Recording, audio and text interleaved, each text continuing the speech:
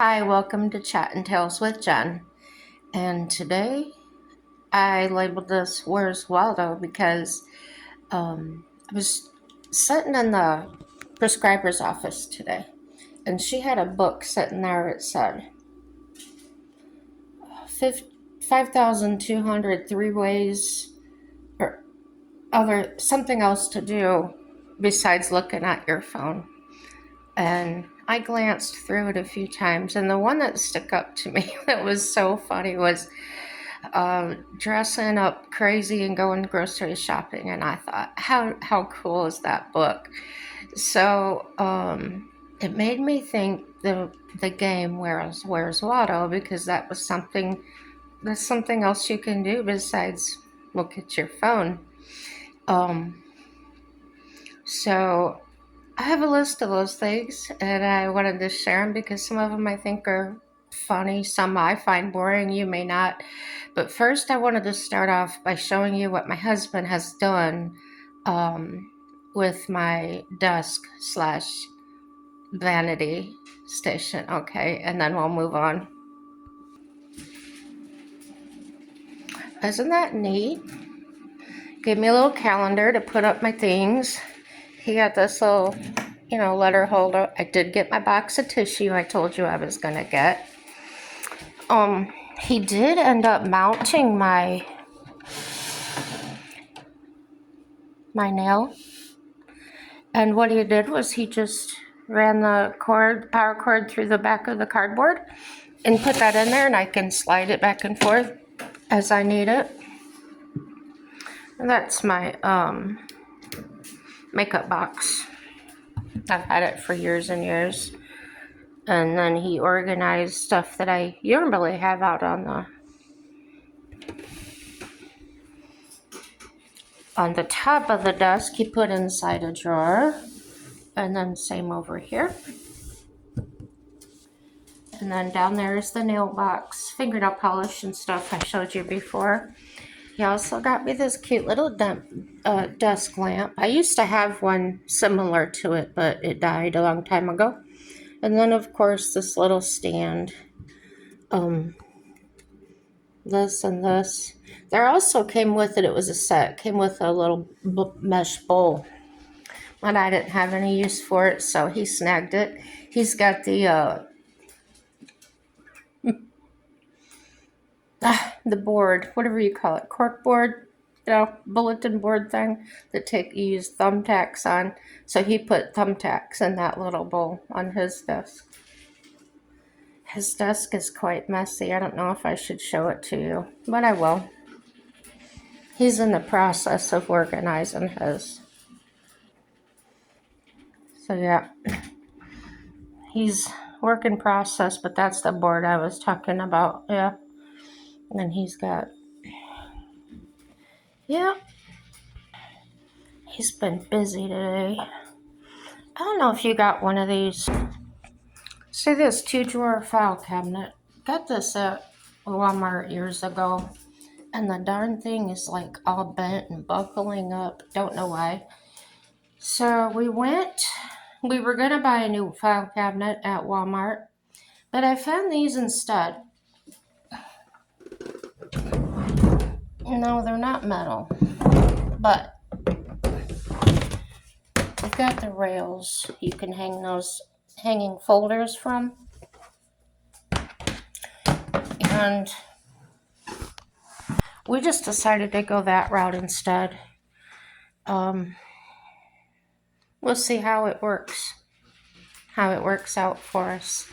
So back to the subject of other things to do besides look at your phone and staring at this beautiful face for one. Yeah. I left my stuff over here. I took it off the desk to show you the desk. It's just my soda can and my tablet pens. Anyway, so at first I looked up other people's ideas and thought this would get the ball rolling. Hold on. There, I'm back. That's a little bit better. At least I don't have to hold it. So they say there's some creative and mindful activities like, oh, when we were kids, if we were bored, Mom, I'm bored, I'm bored. Well, a lot of us got to go outside. But some of us heard read a book, write in a journal or to do list, solve puzzles, do a crossword, play Sudoku. That would drive me nuts. Create a vision board or a scrapbook. Start a creative project like drawing, painting, or knitting. Meditate, stretch, or take a nap. I'm for the naps and the organization things. I like doing those. Do something active outdoors. Go for a walk, hike, or bike ride. Go to the gym for exercise. Take a class or dancing. Gardening. Social and community based. Have a conversation. Play a game with others. Volunteer at a local soup kitchen or an animal shelter. Go to a local festival, museum, or event. You know, a lot of these things, there's no way to do any of these things in my area. So maybe just because you can't in your area doesn't mean you can't come up with something else on your own. Take a class or attend a lecture. Oh, excuse me. Productive and organizational. Cook a new recipe or bake something. I always find that fun to do. Tidy up your room, closet, or workspace. I find that to do something to do there probably every weekend. Unsubscribe from unwanted mailing lists or plan a dinner party or a road trip. Declutter your home and donate unwanted items. Paint, draw, write a poem. And things go on and on. But when I opened that book at the doctor's office today and I was reading some of those, I thought that was hilarious. Dress crazy and go grocery shopping. You know, we all watch those videos. People in Walmart, you know, and they make videos of them and stuff and how they're dressed and what they look like. Oh, oh. So it might be too far, but that might not be too far of a stretch for some of you. I have a challenge for everyone because I've done this with myself now and then. I've done a challenge. See, I got my tissues here. I'm still using my shirt. I've heard some people start to talk about why don't people dress nice like they used to? You know, nobody went out without a suit jacket on or something like that. Or a decent, you know, dress decently. And so I thought, wow, what a challenge that would be. Let's challenge a group of friends or whatever to, if you're an influencer, challenge your viewers, followers to dress nice for, I don't know, 30 days, where or try my husband, for instance, used to love to wear t-shirts with sayings on them. They always had to have something on them. He never wanted to wear a plain t-shirt. And even though I am Gen X and I do come from that generation, we wore t-shirts like that. I wasn't into that. When I had my business, I got my business logo on my work shirts, on my jacket, things like that. But to wear just every day or go out on a date, have things printed on my clothes, I wasn't into that. I went through that in my teenage years. You know, I had like a pink sweatshirt. It had like a cat, a cartoon cat with its legs sticking out, like it was going crazy. And the saying on it said, "Gone crazy, back later." And I could relate to that at that time. And I did wear that a lot as a teenager. But yeah, like the older I get, Not so much. These pajamas I have, some of them say Caffeine Queen and all these things. Oh, this one says all about naps. This wasn't by choice, it was by price and comfort. I got them at Walmart, I think. And because, oh, excuse me, I'm not wearing them out in public.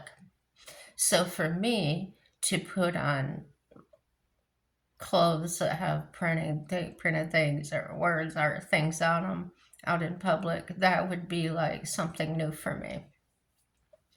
So that's where I'm coming at when I say, wear your Sunday best to the grocery store, or just do something out of your comfort zone. Um, but make sure it's a time where you would normally be sitting there playing on the phone. Now, I've seen a lot of people in my personal life over the years that it's like they contradict themselves. And because I became aware of it by watching them, I became aware of it in myself doing the same thing. And that is some people saying, using I don't have time as an excuse. I just didn't have time to get it done. I didn't have time. I didn't have time. And my husband was one of the top runners in that contest. I didn't have time. But yet, for 6 hours out of the day, he was staring at the TV set, right? So you can't force anybody to change. I would just say things like, I don't even remember how I did it. But anyway, that's the gist of it. You watch all these people, or you hear people constantly saying, oh, I just don't have time for that. I don't have time for that. But you really do. You really do. Um, if you don't have time for dishes, yes, you do. You just do them as you go. And that means if you use a pot, like, I don't know, you boil noodles, okay, and you're making spaghetti, and you go to dump that out into the other pot, okay, well, have your dishwater ready or your dishwasher open and put it in there right away. In these ways, we don't have to do dishes ever, so to speak.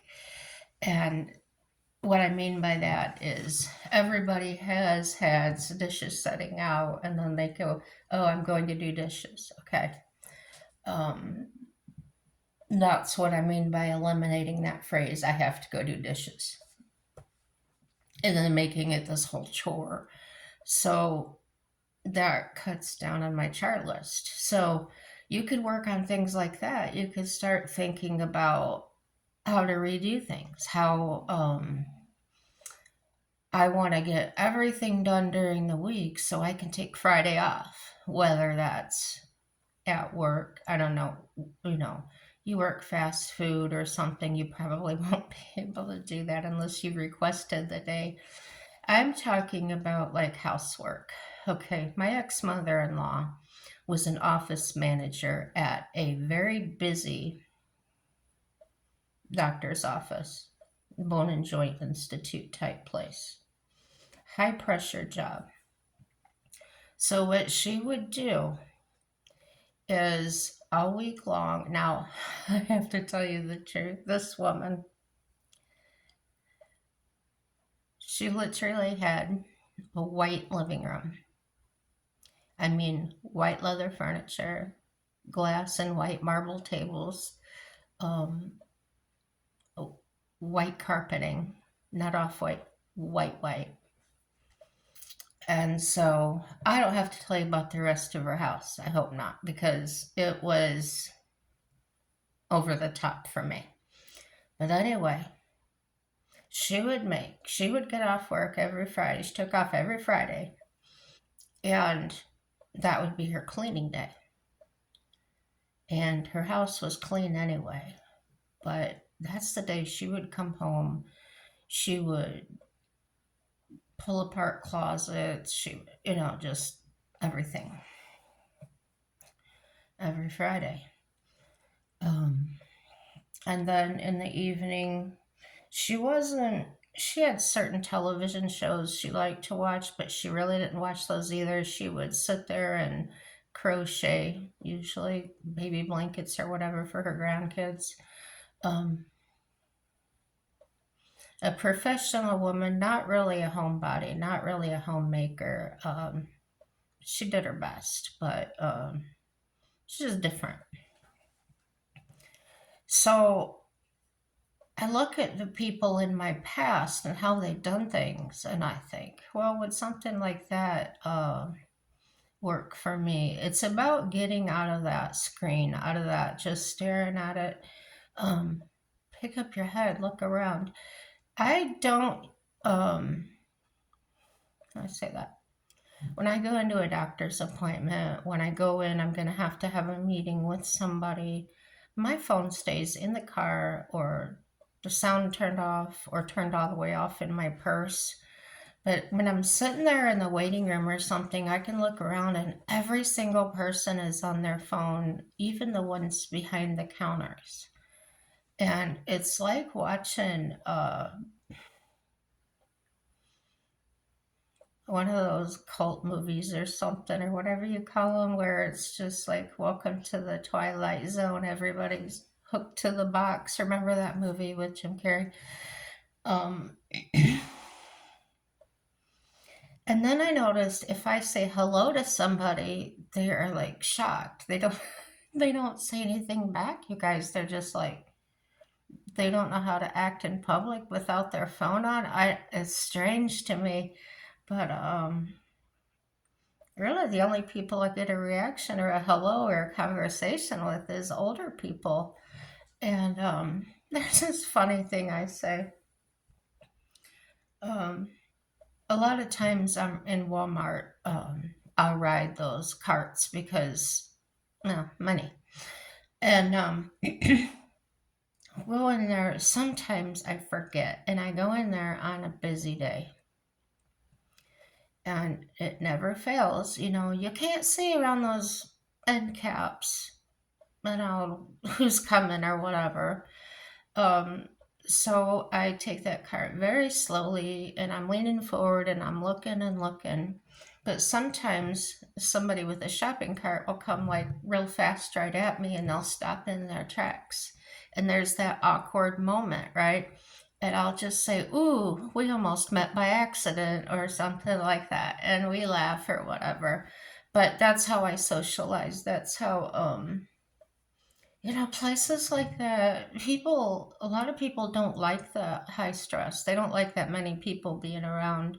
I know I don't. So I try to focus on what can I do to make somebody's day better? Or, just like that. That one day, my caregiver was with me, and my goal was to embarrass her. That's what I was setting out to do because that's what I do, right? And this employee was there, and I was in the aisle with the snacks, the nuts, and whatnot.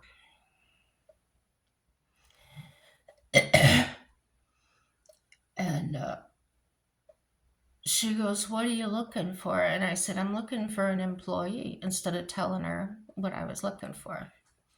So she says, "Oh, there's a guy right over here." And this particular caregiver I had is hyper. She's skinny. She's hyper. She's always like dee dee dee dee dee.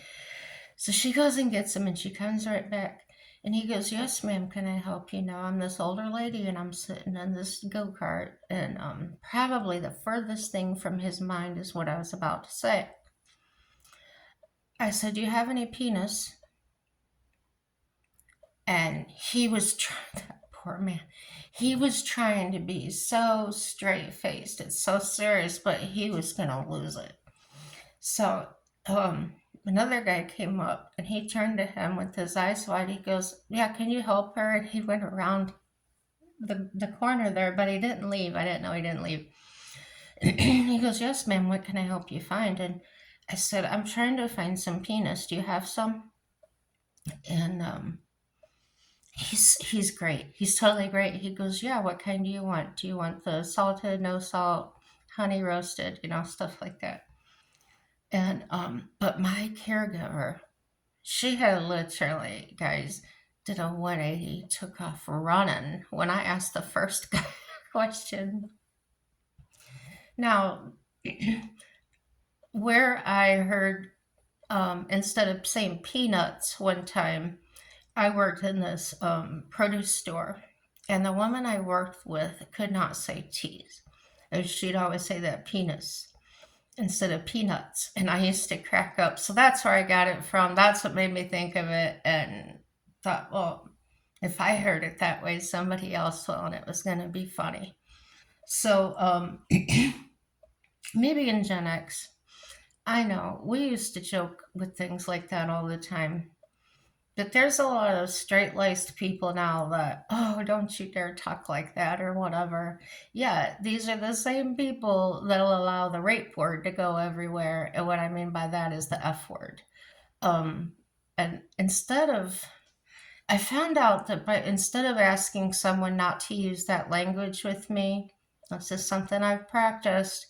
Please don't use the rape word with me because that's exactly what that is. So, um, try to pass that around because this is coming out of little children's mouths, and it's especially something that man shouldn't say to a woman. Okay, um, so no, I'm not a prude about cuss words. I have used them. It's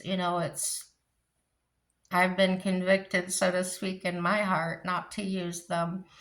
But that word in particular really shouldn't come out of any child or woman's mouth. Really, nobody's mouth. Be sympathetic, be empathetic to those that have had sexual violence and things put on them because that's exactly what that word is. And it's even worse than saying the word RAPE, okay? So that's one of the devil's tricks. He's got us in there. Um, so that's something you can do instead of looking at your phone is make up words. Instead of using these nasty words, make up another word to use. Make up other words to name things. I have a magnifying glass.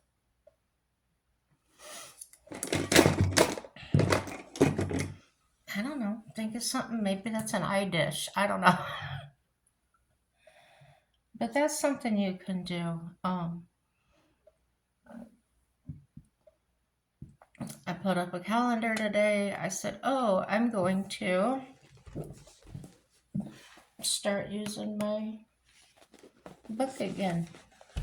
That keeps the phone out of my face. I do like to leave my phone at home. I really do. I feel like it's listening to me. I feel like it's tracking me. And I felt that long before any of that stuff was talked about. Years and years and years ago. I think I was probably 17, 18. And I was with my friend and she had to go to her grandfather's house. So we go over there and he had some weird things. He kept his TV covered up. And I said, oh, you must not watch TV. And he says, oh, I take it off of there when I want to. And it was one of those real heavy, some type of military blanket, but it was, I don't know, it was big like a cover, like those wool covers, like furniture mover covers or something. It was something similar to that. And he says, yeah, do you keep your TV covered up? And I said, no, no. Back then we had these console TVs. They weren't the flat screens like we got now. And he says, you need to, and you need to unplug it because they can watch you through the television. And I remember at the time thinking, oh, okay, I don't know who he's talking about. But then when you look at it as now, he was right. He was right, not for that time, but he was right for now times, right?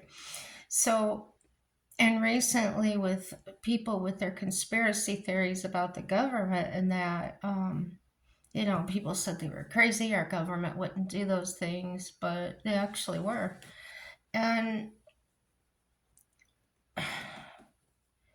you can have a word in your heart. In other words, a word is, these that man had it, the women or the woman that I heard with the conspiracy theory about the government or whatever. Um, there are people that can have that foresight, God given foresight of something. Not sure what you call that, but anyway. Um, but what I don't listen to is if that man, okay, he gave the certain thing, he just said they could watch you through that. Now, if he would have went on with more detail, like they can see this, they can see that, they use it for this, they use it for that. Those are things that he couldn't possibly decide on. And it goes along those lines of, you don't know what's in my mind, you don't know what I'm going to use that for. So in reality, no, he may have been on to, he may have known something that, he knew that, whether I believed it or not, but to go forward and say, oh yes, this is what they're going to do with it, that's too much of a stretch for me because number one, you don't have actual evidence to back up your idea. And then when you add to it and say all these other things, it makes you sound even less believable, and it starts to sound like a big fairy tale. Um, when I hear someone speaking of a government conspiracy, and there's a lot of them, I even have friends that are some of them. Um, if I don't agree or, I listen to them, but I don't necessarily join in on it. I don't laugh at them. I don't, it's not a big deal. Everybody thinks what they think. I could know something without really knowing it, and maybe God put it there. I don't know. But if it comes to fruition, if it comes true, um, then there was weight to back that up. So I don't usually believe something. I believe that the man was telling me what he believed or what he knew or whatever. And that's as far as I believe it, but to believe the actual result or what he was saying about that thing, I don't know if it's true or not. Going home and unplugging the TV or covering it like he instructed me to do, I had the choice to do that or not. However, I chose to go without a TV, and that's what I did. I didn't even bring one in the house for 3 years. And that was after I met someone and got married and they had a TV. So if I had still been single, I probably wouldn't have had one. So getting off the screen time, taking away the screen time, that's something I guess I've done my whole life. Wasn't TV time was really limited to us kids in the home because we weren't told no, you can't watch TV. It was constantly changing our direction. um, Go outside, go play with your horses. And we did. We had horses. We'd go spend all day with them, um, cleaning up the barn, and before you know it, it's in the summertime, it gets dark later. It'd be 9, 10 o'clock at night, and we're just rolling in. And, they didn't call us in for dinner. It was just, oh, there's food there if you want it. So, kind of free to do what we wanted to, within reason. So, if you established things in your younger days, good habits or whatever, you probably wouldn't spend a whole lot of time on the screen. I know that here's the way I look at things too. If I have 15, 20 minutes to sit there in the doctor's office while I'm waiting for someone, I don't necessarily want to junk my mind up with the games or whatever, because when I think about giving my mind a break, feeling so overwhelmed or feeling like there's too much going on in the world or whatever, I can literally just take that 10, 15 minutes, whatever that I'm waiting, and just close my eyes, maybe meditate, maybe because nobody's going to talk to me, they're all on their phones, and just kind of chill out and put my brain on pause for a little bit. Find out what's good for you. Don't necessarily, just decide I'm not going to do what they say online today. I'm going to figure out my own thing. Work on your independent thought, work on your independent ideas. Um, there's so many things we can do besides be on the phone or your laptop or whatever.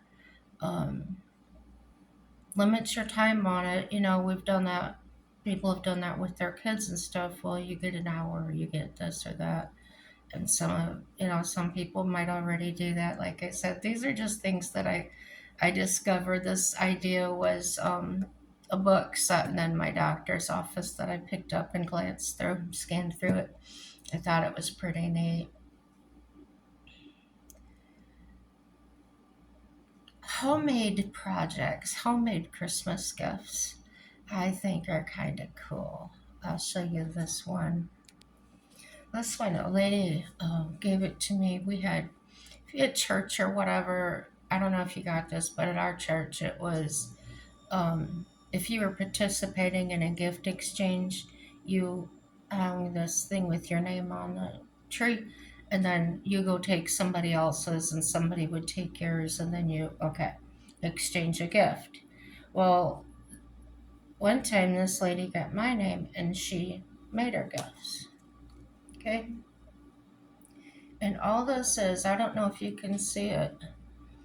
You can see where she glued two pieces of cardboard or something together.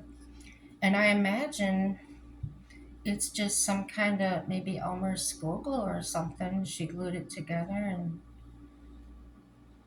put it into glitter. Probably cut these out of stencils or something. And I've had this now, I bet you 20 years. It's just, oh, it's really cool. So, anything like that, if you've got a gift exchange at work or something, I think that ideas like that, come up with things like that or make things. I know that money's tight. I know that a lot of people think that it's the holidays are too commercialized or they want to do something, or they're saying, I don't have time, but yet they've spent.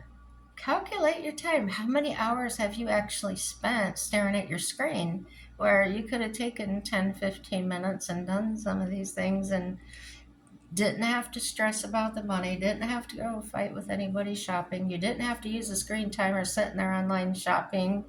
Um, Save your money. And this is something very economical in my opinion that you can tell somebody put some thought into it. And they didn't have to, but they did. And I love it. I've had it all this time. I think it's great. Um, she wrapped it in tissue paper and she put it in one of those tall bags. Oh, probably a wine bag or something like a gift bag. And yeah, really neat. Um, Anything. Think about anything to do. Maybe leave in my comments. Do you have any ideas for me? Uh, yeah, go look for Waldo. I know back in the day too, we used to have scavenger hunts. I don't know if you know what that is, but a group of people from school as teenagers, we would all gather somewhere in a parking lot or whatever, and we had a list of items that we had to go find. And when we found them, we had to meet back up there, and whoever found the most items on the list, whatever. So the things back then we had that they don't have now, we had glass bottles, pop bottles, and they had those metal caps. And that would be one thing on the list. You had to find a metal cap. And that was like finding something on the street or something. You could walk along and find one of those. Or you had to get a business card from this business, or you had to do this, you had to do that. And you could make it stretch out as long as you want to. Maybe you want to do it a couple of days or a week or whatever. And then, like, if you were at a dinner party with each other and then you decided to meet the next week at somebody else's house, so then you could come back and compare notes to what you found, find out how much. Um, but don't make it anything online. Don't make it things you have to find online or screen, okay? Make that a rule that you have to actually physically find this um, in real life. It can be fun. Uh, yeah, put a modern spin on it. I know when we were doing it as kids, it wouldn't be safe these days because of the dangers that are out there. But yeah, come up with something creative and cool.